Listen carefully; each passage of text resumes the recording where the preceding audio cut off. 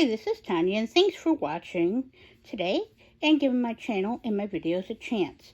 Now, I would like to show you a newer deck I got in the past, 2 weeks or so, of my ever-growing collection. As I mentioned in previous videos, I love tarot and oracle. It is my main divination system. I am highly intuitive, and decks have their own personalities and speak to me in so many different ways and connect with different, when I read for other people, clients, or myself, or just overall guidance or magic. They hold so many keys. That's why they were right in the Golden Dawn and other cultures, study and magic and philosophy and science and religion, that tarot did hold the keys to spirituality, the past, present, and future, and there is so much hidden and so much that it deals with our subconscious, the collective, overall, psychology, religion, divinity, self-growth, self-understanding, enlightenment, blah, blah, blah. I can't talk already. yeah, whatever. So, not going to restart.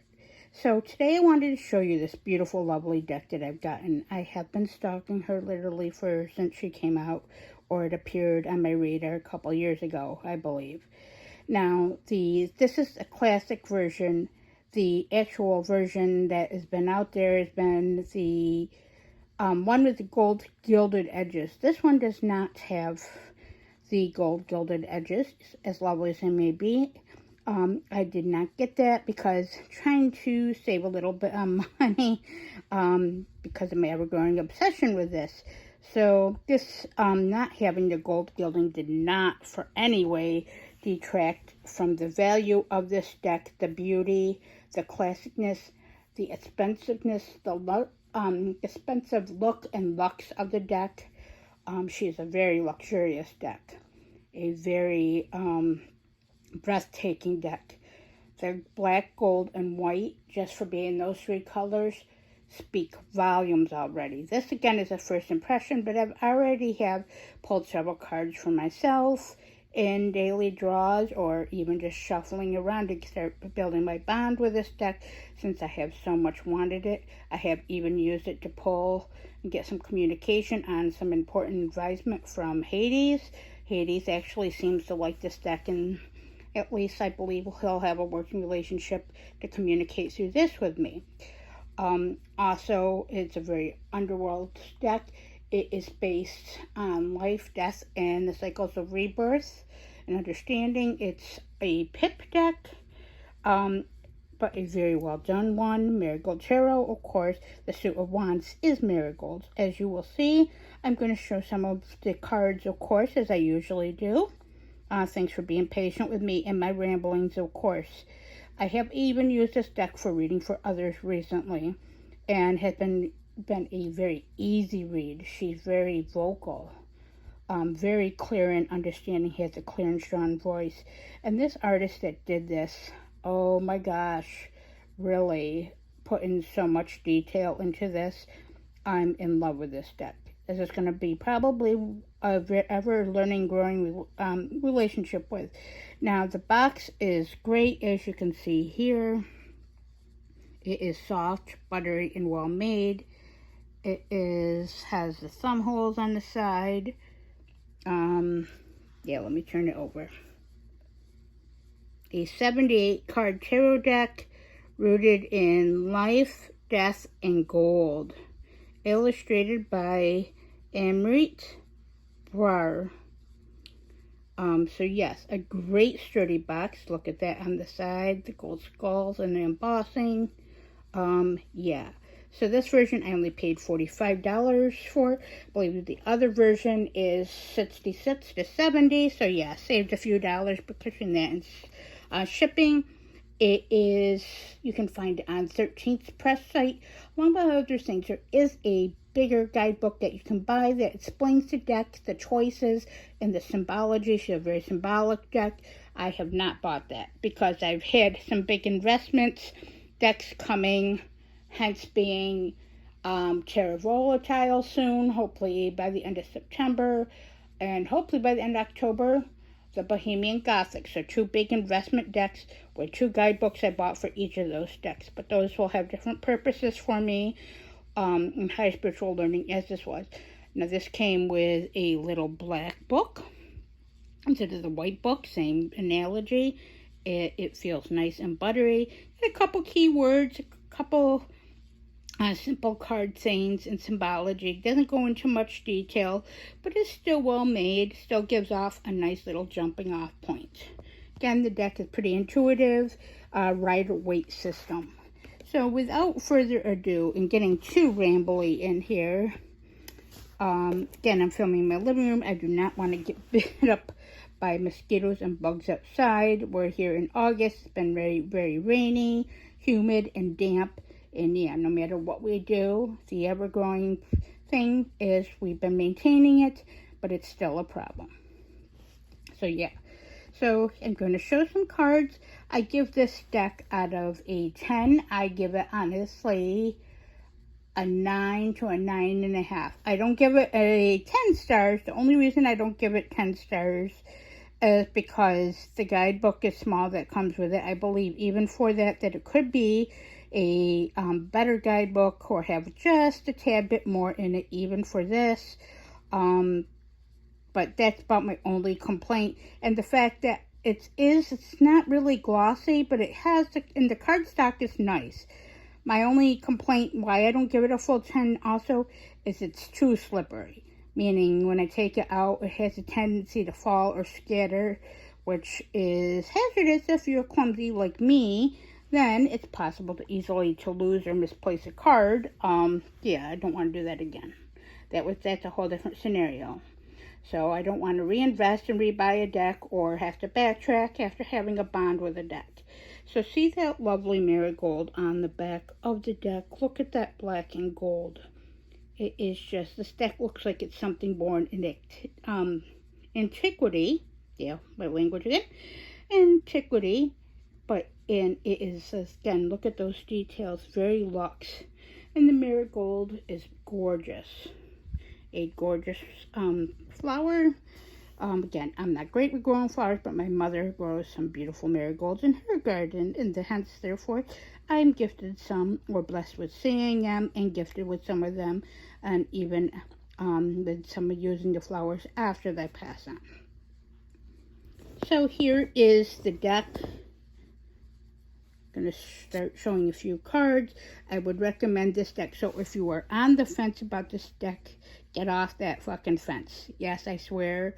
Of course, that's just me. So you don't like swearing, or you don't like very skeletal underworld or death decks, or that you fear those, or you fear the Reaper, so to say, the Blue Oyster Cult song. This may not be the point or deck for you. However, if you are on the fence like this deck, like I was, take that plunge. Take that fool's leap. This deck is so beautiful and so breathtaking and speaks volumes. Now look at that devil card.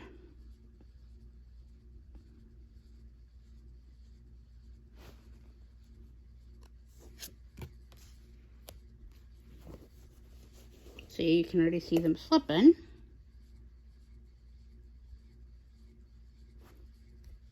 Knight of Rings, that's slipping, so I'm going to try to fix that out of focus. Don't want it to slide off the couch. Sorry about that.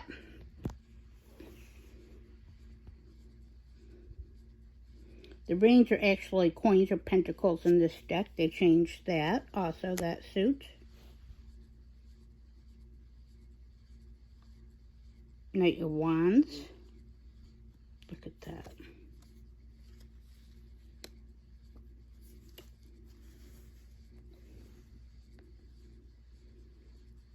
And that's what I'm saying. You're extremely slippery. And they're good. I like to jump out of the deck when being shuffled. I am just a regular over-the-hand shuffler. I do not like to ruin the cardstock over my decks or anything like that. I already abuse them enough in their use in other ways. Don't need to add to that. Look at that chariot. Riding a bike. See how much volumes that speaks for just those three, for that color palette? Such an amazing, lovely aesthetic. I believe this is also based on Punjabi symbolism by the creator. My, do I love my indie decks. Not that I have no love for mass market decks, but indie decks I've mentioned in previous videos. Yeah, I just seem to love the time, devotion, the personal input, the time, the artistic ability, and the voice of the creator in each of these decks. And this is why this card right here is the reason I wanted the deck originally. Look at that Lover's card.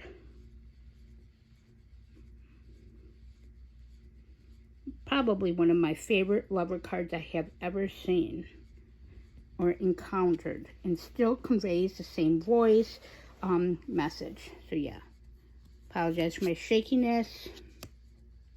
I'm not going to go through each card on this, like on each one. Just going to start flipping through rather quickly.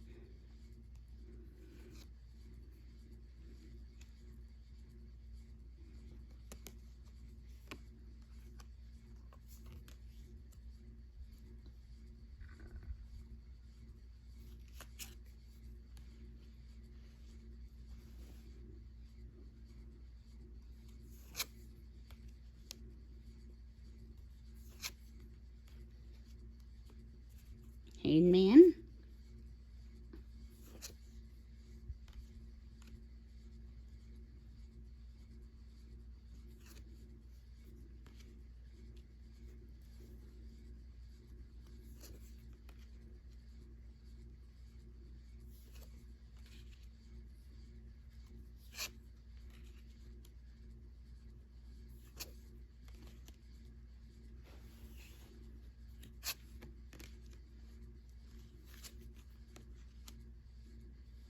I love that card. One of my many favorites. Again, sorry about them slipping all over the place, as you can see. That's why, again, to repeat, why I didn't read it full 10. Probably the number one reason, to be honest. But can make do. I just move those out of the way. Don't want to lose any. So sorry for my clumsiness. Just don't want to lose any. And look at that one. Look at that Ten of Swords. Yeah. Ten of Swords card is never a great card. Anyways, no matter what deck you get it in. But my. See those swords coming out of the skull in all directions. Kind of like a ray also. Kind of like him being impaled.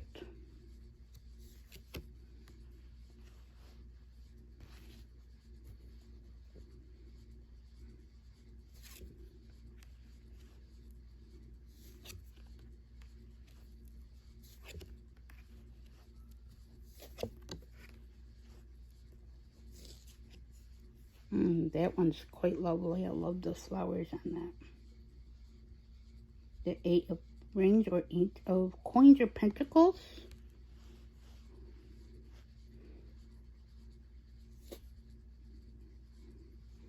That one's lovely, see? Such a lovely pip deck.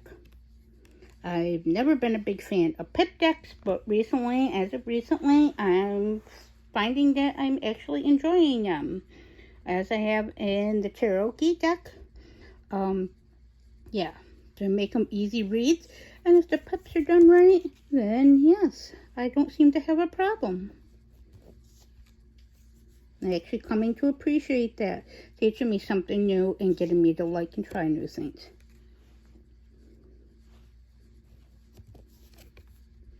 As you can see how that white and the gold stands out with that black background. We all know black is my favorite color, so yes, another many reasons that this deck called to me. I should have probably taken that leap at least a year ago. But all good. She came to me when she's meant to and when I'm ready. Then she'll be a good deck for working with, I believe, in Hades. in my Hades work, my underworld working, my meditations, my teaching me to learn and grow with the punches, roll of the punches, so to say, as I have a problem with accepting change. I want change, but I have a problem with accepting change, feeling change, and acting change, and dealing with it on a constructive basis. This might be also a great shadow deck, or in conjunction with that also.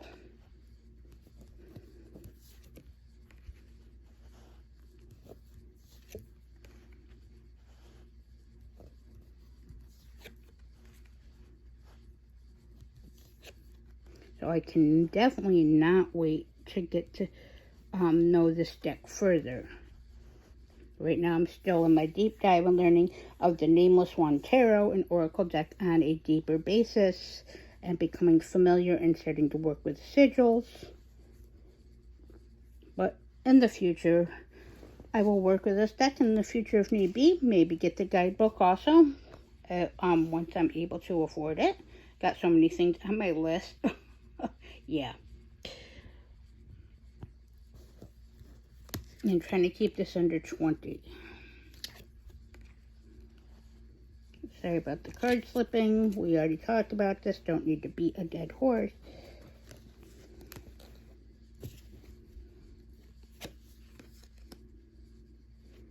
Look at that moon card. One of my favorites. Upside down. Okay. Cards are jumping at me as usual. Don't mind my mess if you just saw it on camera.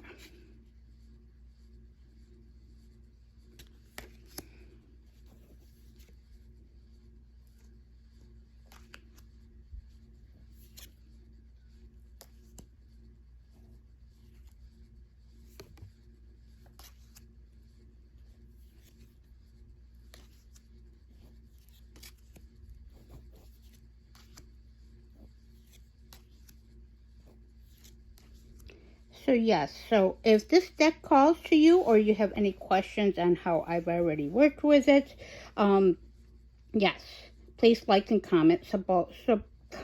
Wow. Okay, I've been doing fairly good, but there we go. So it's about time to wrap this up, as we're getting close to the 20-minute mark. So yes, so this deck, again, any questions, please like and comment below. If you have any questions about this deck, if you like any of my videos and my crazy ramblings, or any of my decks, or any other questions, please subscribe. It would be greatly appreciated. Also, I will probably have future reviews of this deck, or how I may work with it, or such. I just wanted to do a basic flip through, just to give a general idea of this deck and my first impressions. So again, if you're on the fence, take that leap and buy the deck. Go to 13th Press site. The guidebook is actually fairly reasonable. It's $25. They also have a nice bundle of the deck, of the guidebook, and a journal for, I think, just under $100, which in my opinion is very reasonable. If I didn't have all those other changes coming, and the leap of faith I'm probably going to be making very soon, along with those other decks coming, I would have probably got it. But again, probably will get it probably in the next couple months, hopefully. And with this, thank you for bearing with me and watching this video. And check out my Instagram, Little Miss Girl 79, and check out my Facebook page under Dark Moon Tarot Readings. And I hope this video finds you all well, and blessed be.